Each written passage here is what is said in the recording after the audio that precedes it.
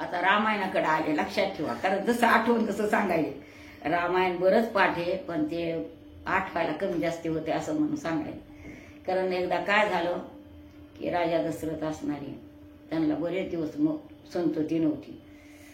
राजा दशरथाला 700 बायका जेव्हा पोथीमध्ये, मला माहित नाही, मी काही त्यावेळेस पाहायला नव्हती नक्की सांगायला, पण 700 बायका त्यांनी 3 जणी वेगळ्या, कारण कौशल्या, सुमित्रा आणि कैकेयी ह्या 3 जणी वेगळ्या आज सांगितलेले शास्त्रानं. मी पोथ्या वाचलेली म्हणून सांगते.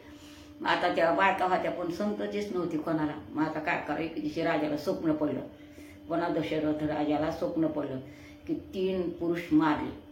कारण नारीचं स्वप्न नगरावर असतं, लक्षात ठेवा, नराचं स्वप्न घरावरच असतो असे शास्त्र सांगत आहे. मी शास्त्रात काय एवढं मला कळत नाही, पण मला माहिती आहे तितकं सांगते. मग आता ते त्यांना स्वप्न पडलं की लागली दशरथ गेले ईशा यांच्याकडं, कोणाकडे वचिष्ठाकडे गेले. सकाळी उठल्याबरोबर म्हणजे गुरु महाराज मला असं स्वप्न पडलं, म्हणजे कसं करावं काय करावं, घाबरले. म्हणजे घाबरू नको राजा, तसं काही नाही राजन, घाबरू नको, तो जाय वनामध्ये आणि 3 पशु पक्षी कोणतरी मारून ये असं सांगितलं. राजाला थोडी दुचपण वाटलं होते ना, कारण माणसाला कोणती गोष्ट झाल्यावर वाईट वाटल्याशिवाय राहतच नसतो.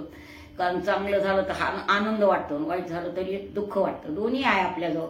मग आता त्या राजाला थोडं वाईट वाटल्यामुळे राजा गेला सकाळी एका झाडावर जाऊन शिकारी करता गेले, एका झाडावर जाऊन बाण लावून बसली. कोण? दशरथ राजा. की आता आपल्याला पशु आले की मारायचे, का तळ्याच्या काठाला बसली. पण ह्या होणार गोष्ट चुकत नसती. आपल्याला वाटतंय आपण हसत कर्म करावे, लढत का भोगावे परिणामी असं कर्म, मी असं केलं. पण देव म्हणतो ह्या तुझ्या गल्लीत असतो, माझ्या गल्लीत ते तुला दाखविल्याशिवाय राहत नाही. म्हणजे कसं, आपण त्याच्या हातात आहे देवाच्या, आपल्या इथं संसारात येते, आपल्या हातात येत, आपण काही करू शकतो. पण तिथं गेल्यावर आपल्याला जावंच लागतं ना कोणाला तरी. तिथं गेल्यावर मग आपली असणारी इथंही भोग द्यावा लागतो, तिथंही पुन्हा द्यावा लागतो. म्हणून आपल्याला तर राजा दशरथानं बाण लावून बसली. पण चुकून पक्षी मारायचे होते हो, निदान पशु तरी काहीतरी असं मारायचं होतं. त्यांच्या मनात काही माणसं मारायचं नव्हतं.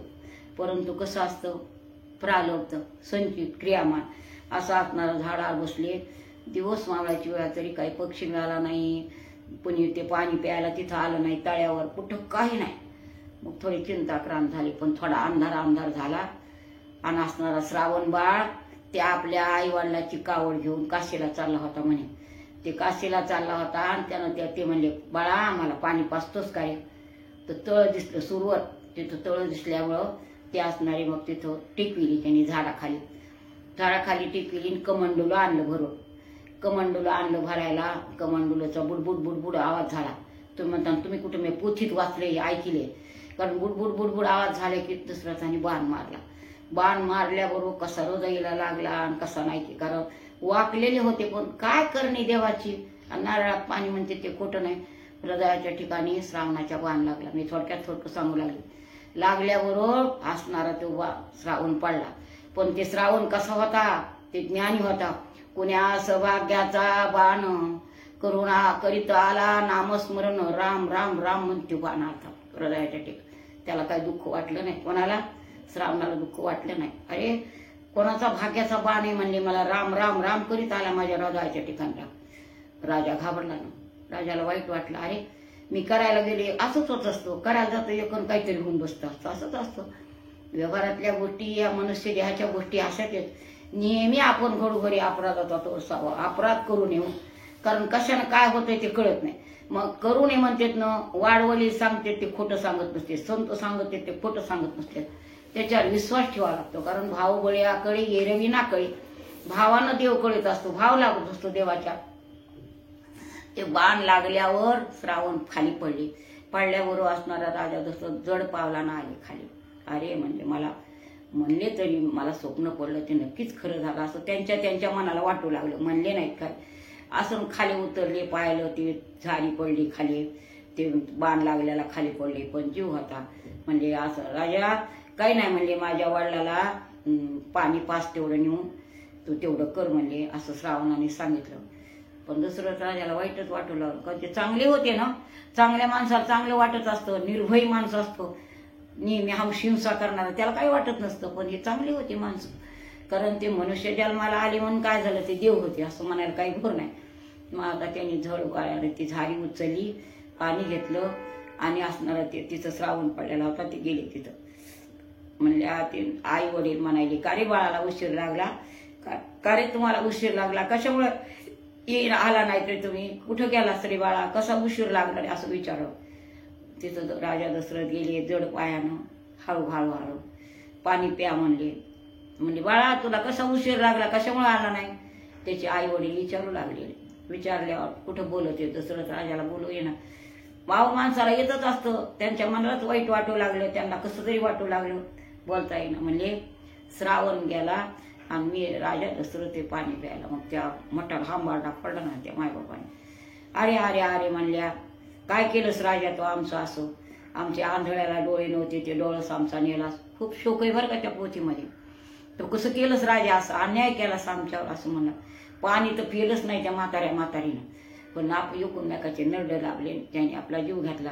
पण राजाला श्राप द्याला त्याने. काय श्राप द्याला, म्हणले तू असं पुत्र पुत्र करून मरशील. राजाला एका दृष्टीने आनंद वाटला. कशामुळं, का राजाला संततीच नव्हती ना, संतती नव्हती. ते म्हणजे होईन तर खरं, कारण कसं असतं, दुःखात सुख असतं, सुखात दुःख असतं. राजाला आनंदही वाटला, दुःखही वाटलं, की राजा म्हणला काही का असं संतती होईल. तिथून आले, अरे 4 मुलं झालेली आहेत. त्यांनी यज्ञ केला, पुत्रे कामेष्टी, मग झालेले आहेत मुलं. कारण ह्या माणसून तर पाप केलं तरी काही नाही, कारण जे व्हायचं ते होत राहतं. अन्यायानं म्हणा अन्यायानं म्हणा होतच राहतं माणसाकडून. पण आपण काय करावं लागतं, थोड्या थोड्या वेळामध्ये आपला विचार करावा लागतो. विचाराशिवाय पाऊल टाकू नये कुठं. कशाला मी म्हणते ना, भाजीला काही घातलं तर जमतं का, काही टाकायचं, व भाजीला काही टाकून द्या, साखरला तूप तुपात, असं जमन का. नाही, परमार्थासारखाच करावा आणि व्यवहारासारखाच करावा. परमार्थाला जिथं दान द्यायचे, कुठं काय बोलायचे, कुठं कसं सांगायचं, ते तसं आलंच पाहिजे, करायलाच पाहिजे मनुष्य. म्हणून मनुष्य ध्येय साधने आपल्याला जायचं इथून, त्या साधन करून जायचं इथून. कारण आपल्याला काही कोणाच्या नको आपल्याला, कारण किती वेळा जन्मा यावे, किती व्हावे फजितो. कारण साप झालो तर 1000 वर्ष मरत नाहीत, लक्षात ठेवा. इंचू झालो तर खेटरानं मारित होतं. अनेक जन्म घ्या, ते 184 फिरून येतो जन्माला.